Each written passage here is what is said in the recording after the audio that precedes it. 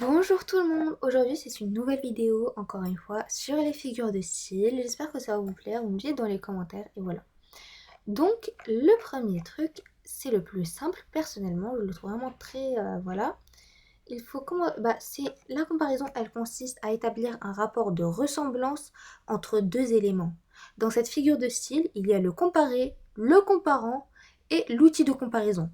L'outil de comparaison, ça peut être par exemple comme, tel que, etc., etc. Donc moi, un exemple, moi j'ai pris exemple, je voulais dire, j'ai pris un exemple. Donc l'exemple c'est Antoine est bête comme ses pieds. Donc dans cette phrase, il y a bien trois éléments de comparaison. Le comparé qui est Antoine, la personne que l'on compare. Le comparant, ses pieds, ici, qui est ici comme vous devez le voir. Donc je vais le surligner pour que vous le voyez. Je vais le mettre en jaune. Non, ça se voit pas trop, donc je vais le mettre en une autre couleur. Hmm,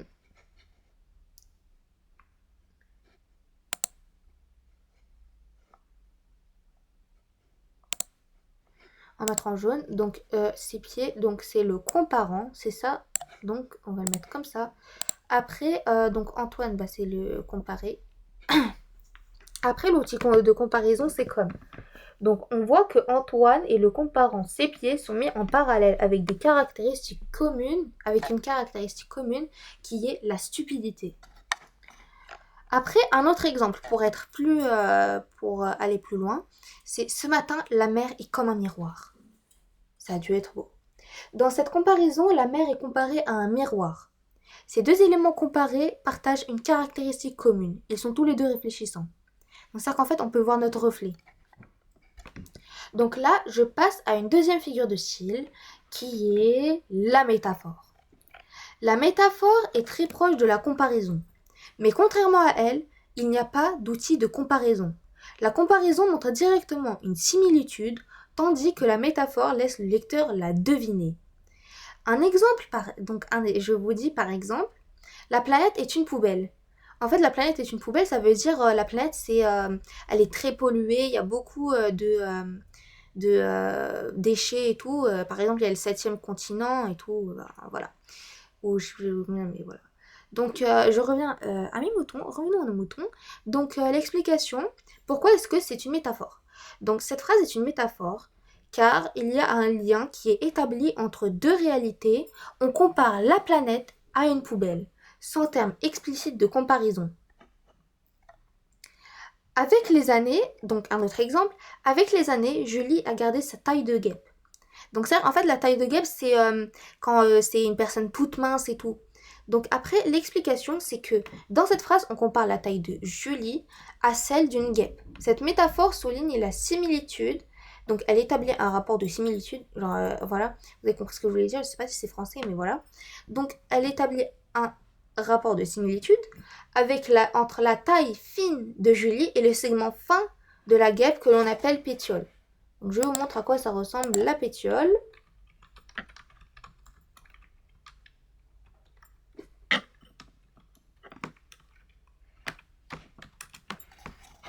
Donc la pétiole d'une guêpe, c'est ça là. Oui, c'est segment fin, tout fin. C'est vraiment très très fin. Voilà, ça ressemble à ça. C'est ça la pétiole. C'est ça. Voilà. Donc je pense que vous avez compris. Donc on revient à ça.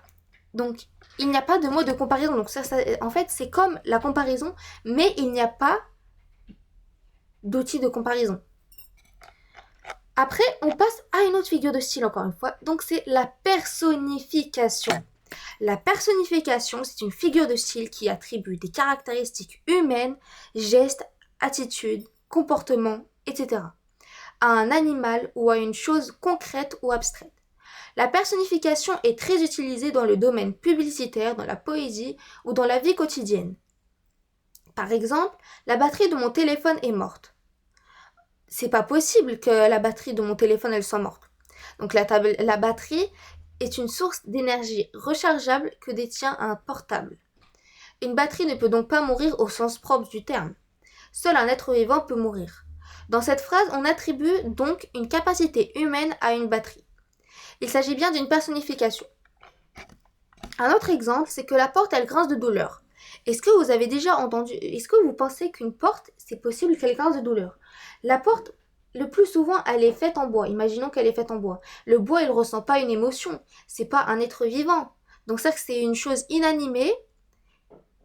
Et en fait, pour la personnification, c'est soit pour un animal, soit pour voilà, une chose et tout et tout. Donc c'est pas possible pour moi. Donc en associant les mots grincés et douleur, l'auteur suggère que la porte ressent une sensation désagréable lorsqu'elle est ouverte ou fermée. Cette association est impossible dans la réalité, car les portes ne sont pas capables de ressentir des émotions.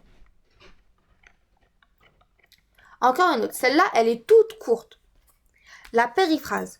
La périphrase est une figure de style qui consiste à exprimer en plusieurs mots ce que l'on pourrait dire en un seul terme. C'est remplacer un mot par une expression qui a le même sens. Par exemple, la langue de Molière pour désigner le français ou encore la langue de Shakespeare pour désigner l'anglais. Le roi des animaux pour désigner le lion parce qu'il est très fort, c'est pour moi le plus fort.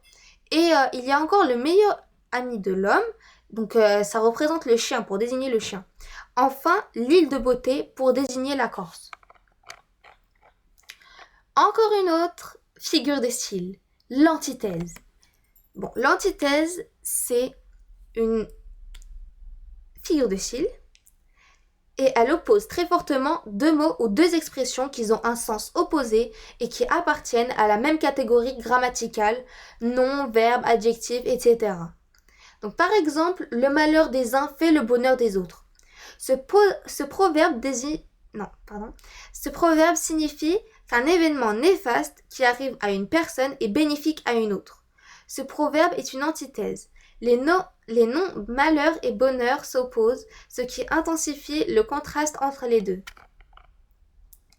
Par exemple, c'est ici le combat du jour et de la nuit. Donc ça, c'est Victor Hugo qui l'a fait. Donc on va aller chercher. J'ai encore gardé ça, mais c'est pas grave. Bon, j'ai oublié c'est quoi le truc, mais c'est pas grave. Donc, c'est ici le combat du jour et de la nuit.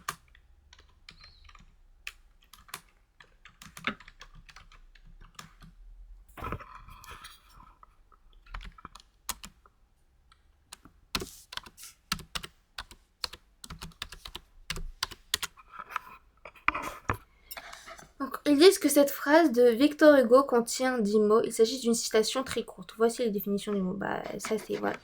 Donc, moi, j'ai cherché ça juste pour vous montrer. Si vous voulez chercher encore plus, bah, cherchez, mais voilà. Donc, j'en étais à où? Cette citation de Victor Hugo, le jour, symbole de la vie, de l'espoir, de la joie, et à la nuit, symbole de la mort, de la peur, de la tristesse.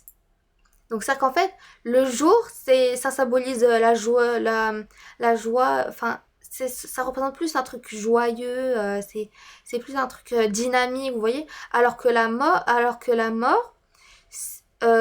nuit, je voulais dire, désolée, c'est un truc, c'est pas très agréable à entendre, vous voyez, c'est plus le jour. On n'a pas très envie d'entendre la mort, la tristesse, la peur, etc., etc. Donc les mots jour et nuit s'opposent. Il s'agit bien d'une antithèse. Après, on passe à l'antiphrase. L'antiphrase, elle exprime une idée par son contraire, avec une intention ironique. Comme vous le savez, les Français, ils aiment beaucoup l'ironie. Donc on utilise beaucoup l'antiphrase. J'ai rajouté un S sans faire exprès. Donc, si on vous dit « je te félicite », car vous avez réussi un examen, une évaluation ou quelque chose comme ça. Là, il ne s'agit pas d'une antiphrase. Mais je fais que des fautes d'orthographe, quoi. C'est possible. Désolée. Je me suis emportée, mais c'est pas grave. En revanche, si on vous félicite alors que vous avez cassé un verre ou une assiette ou que ce soit quoi que ce soit, là, il s'agit d'une antiphrase. Parce qu'en fait, c'est ironique ce qu'on vous dit. On va pas vous féliciter parce que vous avez cassé un verre. Enfin, c'est pas très logique. Donc, si on vous dit quel courage, parce que vous venez de sauver quelqu'un de la noyade, vous êtes très courageux, quoi. Et là, il ne s'agit pas d'une antiphrase. En revanche, si on vous dit quel courage, alors que vous êtes en train de fuir un danger ou de fuir la police, là, il s'agit d'une antiphrase. En réalité, on dénonce votre lâcheté, votre peur de faire face à vos comment dire, à vos, à vos réalités, si vous préférez. Je sais que ça n'a aucun sens, mais voilà. Donc l'énumération, qu'est-ce que c'est? Je vais le voir avec vous. J'espère que ce sera intéressant. Donc moi je connais, mais voilà, c'est juste pour mettre le suspense. Donc l'énumération, c'est une figure de style qui est simple à identifier car il s'agit d'une suite de termes au moins 3. Et donc c'est-à-dire qu'il y en a au moins 3. Au moins, je dis bien au moins. S'il y en a moins, ça veut dire que c'est pas une énumération. Donc, elle consiste à lister les éléments d'un ensemble. Par exemple, la nature est belle, ses montagnes sont majestueuses, ses forêts sont luxuriantes, ses océans sont vastes et ses déserts sont arides. Donc moi, qu'est-ce que je vais dire? Dans cette phrase, les merveilles de la nature sont énumérées pour créer un effet d'admiration, pour admirer, pour attirer la personne.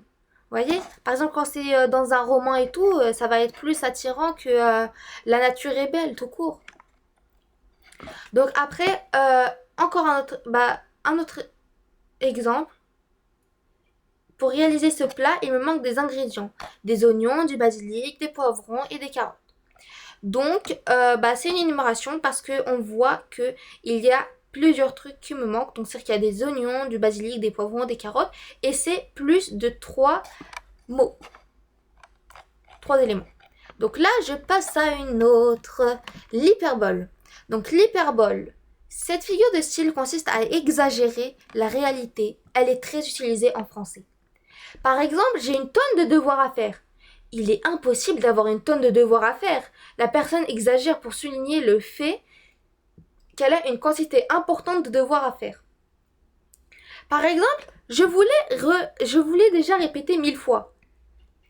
Là encore, la personne exagère. Elle ne l'a probablement pas répété 1000 fois quelque chose.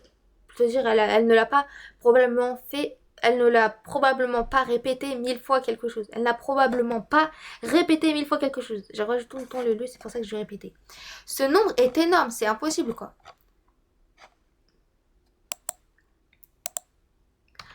Après, nous passons à l'anaphore. L'anaphore consiste à reprendre plusieurs fois le même mot en début de phrases successives. L'anaphore est très utilisé en poésie, mais aussi dans des discours politiques. Par exemple, dans un discours de... comment il s'appelle déjà?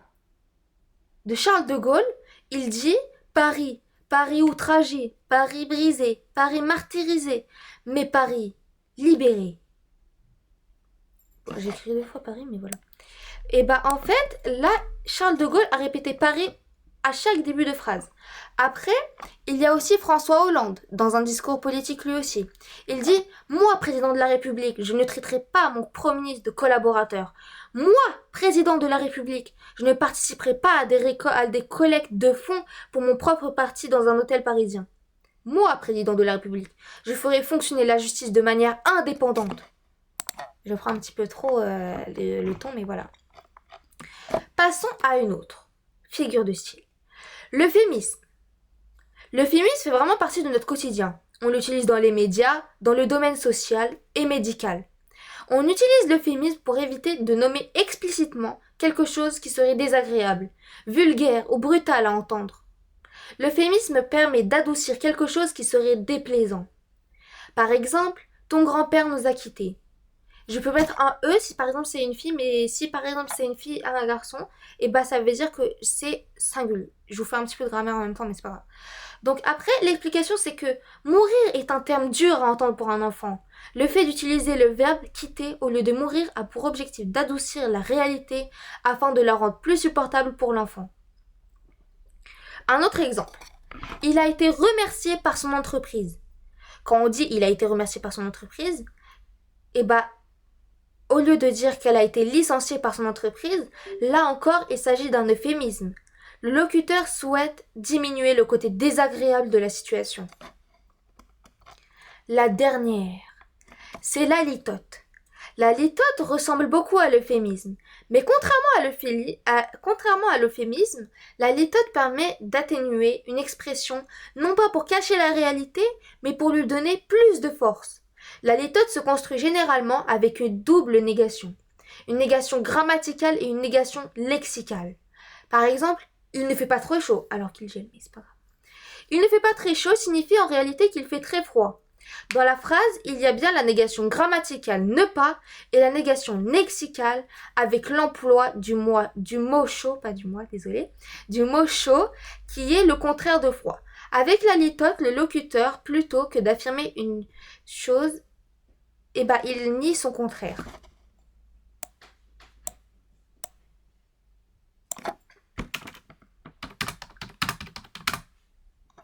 Je sais pas si ça s'écrit comme ça, mais voilà. Par exemple, cette bague n'est pas donnée. J'en ai une dans mes mains, mais c'est vrai. Au lieu d'affirmer que la bague est chère, on nie son contraire pour renforcer la réalité. Encore une fois, il y a la négation ne pas et le mot de sens contraire à cher, donné.